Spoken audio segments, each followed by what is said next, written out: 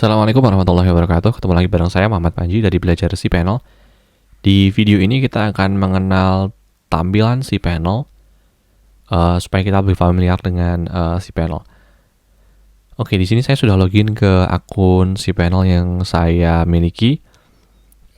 Tampilannya kurang lebih seperti ini. Kalau Anda mendapatkan tampilan yang sedikit berbeda, mungkin kemungkinan besar adalah themes atau style yang digunakan oleh hosting Anda defaultnya berbeda.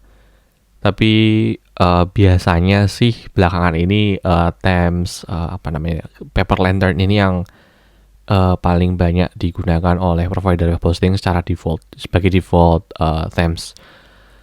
Oke, di sini ada apa aja sih? Jadi pertama di sini kita bisa dapat menu untuk kembali ke dashboard.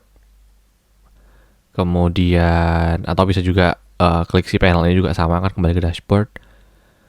Kemudian di sini ada user manager. Oke, di mana kita bisa buat user, kemudian assign user itu bisa akses email atau file manager atau web disk dan lain sebagainya dari sini. Meskipun di menu juga ada.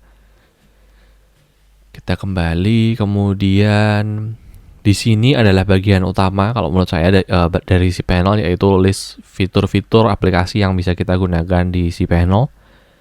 Jadi ini akan dikelompokkan berdasarkan fungsionalitasnya seperti files, kemudian database, kemudian domain, email, metrics, security, software, kemudian advanced function dari fungsi-fungsi lanjutan dari cPanel, dan preferences.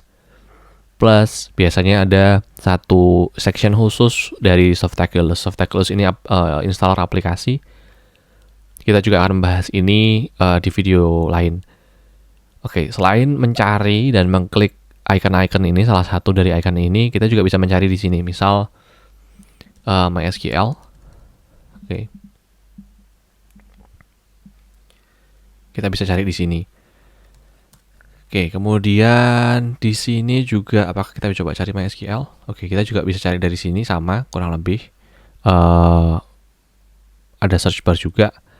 Kemudian di bagian kanan dari search bar yang bagian atas ini ada user cPanel kita, di mana kita bisa memilih untuk mengganti preferensi, mengganti password, bahasa, style atau themes tadi, kontak info, dan kita juga bisa mereset setting-setting halaman di sini.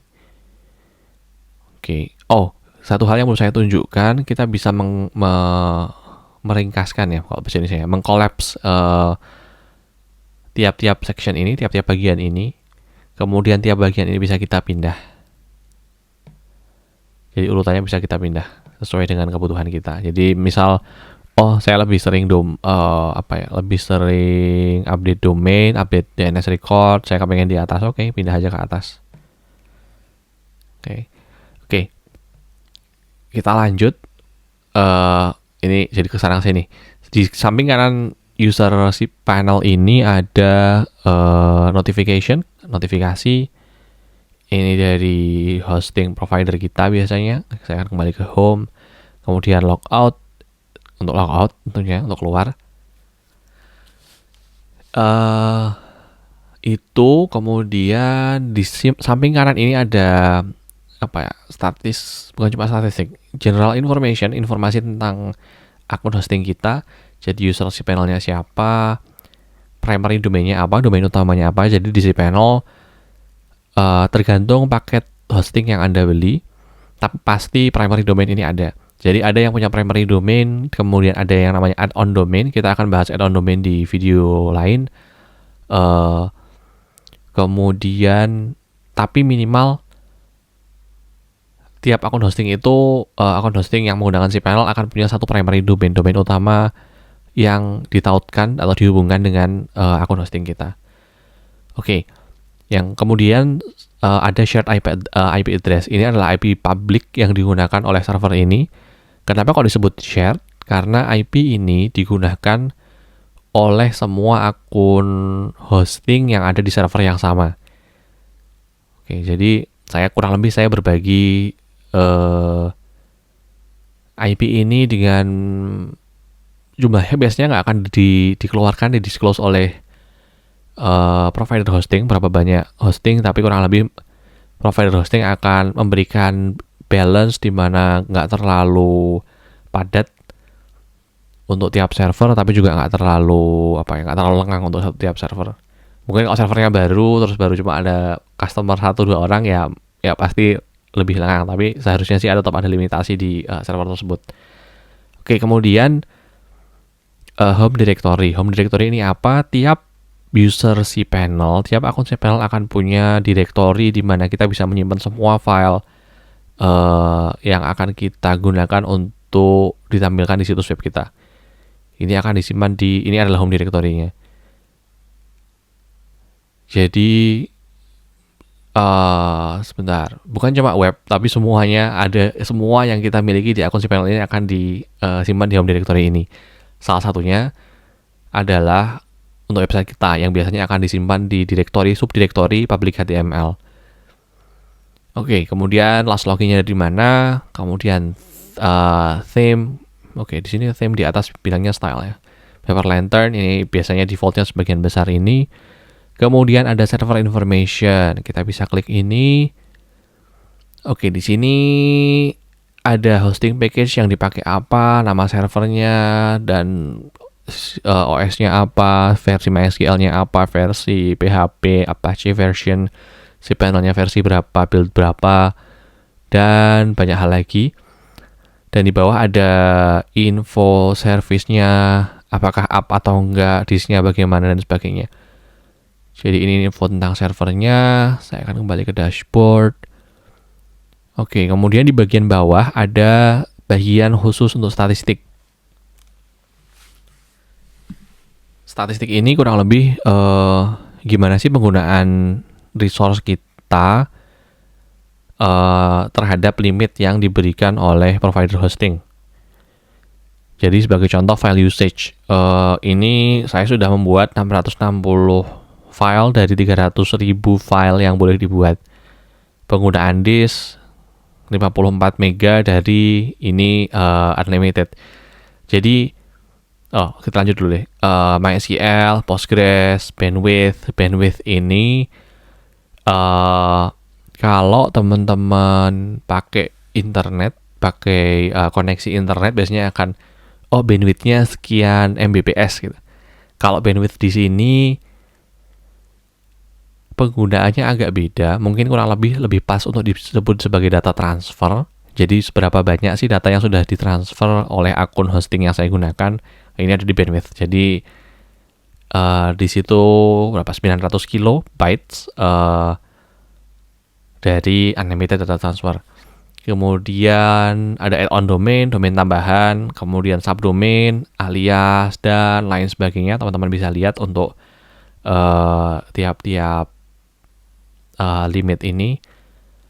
Kemudian ada usage CPU, ada jumlah proses, ada penggunaan memori. Oke, penggunaan memori ini dibatasi 2 GB di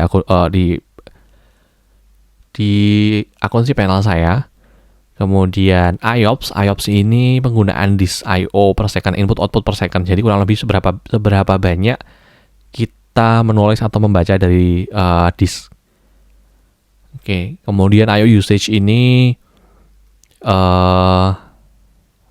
kalau IOPS ini adalah operationnya, jadi kayak nulis berapa kali per detik. Hitungannya nggak sesimpel itu, tapi kurang lebih anggap misalnya kita menulis 100 file, artinya ada 100 operation I/O ke disk. Bahkan mungkin belum tentu untuk detik yang sama, tapi anggap aja 100 file tadi langsung kita tulis jebret, itu berarti bisa jadi 100 IOPS, 100 I/O per second. Kemudian I/O usage ini, kalau ini adalah berapa banyak menulis atau membacanya, ini berapa banyak data yang ditransfer dari dan ke disk. Oke, jadi kurang lebih punya bandwidth untuk menulis 50 mega. Jadi